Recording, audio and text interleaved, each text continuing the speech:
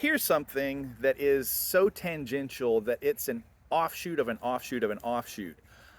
But I just want to share with you the journey that it led me to, because my mind was blown by the end of it. So I have lots and lots of little 1/64th scale cars that I have collected in the past 6 years. And the key to them is I always check and see if it was a model that existed in 1984. If it says 85 or above, I don't buy it. But I've bought a ton of stuff, including a whole buttload of taxicabs. 2020, I was chatting with Lauren White, who I have not credited so far in this video, but he, like Richard Ridley, was one of those people that I was talking to about various topics. Around that same time, Greenlight brought out a set of cars from the A-Team. A little light blue car, a little white car, and a taxi cab, all from specific 80s episodes. I didn't think anything of it until Lauren said, by the way, the episode of the A-Team that taxi cab is from, Ernie Hudson is in it. Well, I have to buy that one. So here, among all of my yellow taxi cabs, is this one Lone Star taxi cab from the A-Team episode with Ernie Hudson. So I thought I might include that in the sinkhole topic. That's sort of interesting.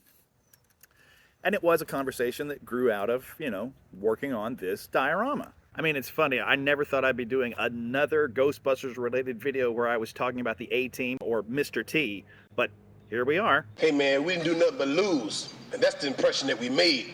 Check the description down below and I'll give you a link to that other Mr. T Ghostbusters video. I was rather proud of that one. And at the end of it, I actually mentioned an upcoming project that I was working on. It was the diorama. The episode aired November 1983 and was entitled The Taxicab Wars. In prep for the video, I looked up the episode of the A-Team. Had never watched it myself. Are you sure he's okay? I mean, he doesn't seem quite normal. That sock is telling the truth. Lo and behold, the villain in that episode is an actor named Michael Ironside. Now, people my age, they go, Ham Tyler from V. This guy wants a war. He's gonna get a war.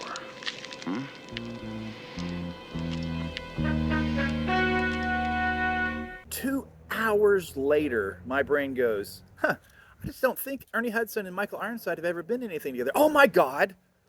They were in Space Hunter, Adventures in the Forbidden Zone from 1983 that I only ever saw on cable, and I've never even seen it in 3D. Yes! You sure have come a long way from Monday Night Football. Fool!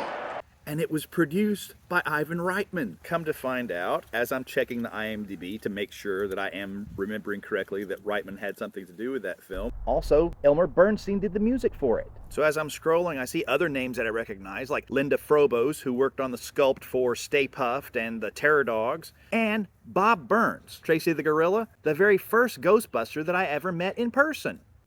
And way down at the bottom of the cast list, I discovered that Harold Ramis is an uncredited voice on an intercom in Space Hunter. I'm like, oh, cool. I don't think I ever knew that. I knew about him in Heavy Metal doing a voice, but wow, that's pretty cool. I got a lot of messages for you, Wolf.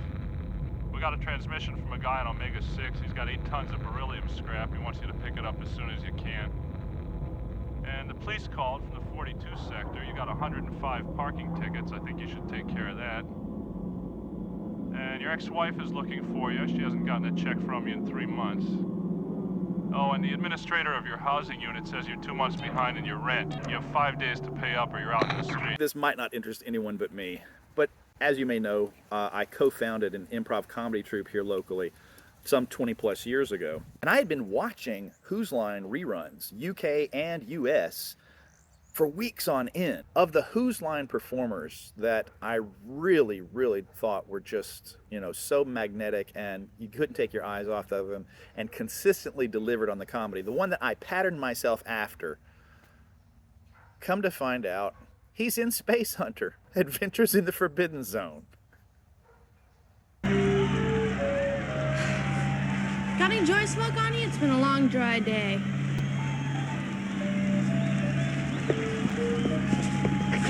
Any candy?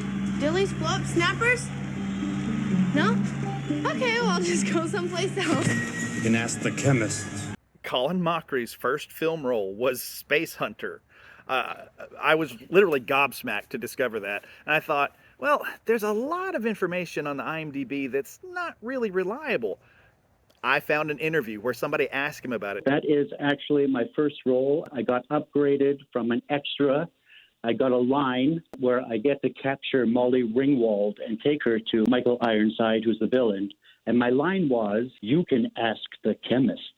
The director, and it was odd, it was a 3D movie being directed by a one-eyed director, came up and said, "Okay, I need someone who looks really scary." And I was like 20. I was very skinny. I did have a good costume on, and I think that was what sold it. It was a 3D space opera. It was supposed to rival Star Wars, and it didn't quite. Not really. I mean, it had a really solid storyline.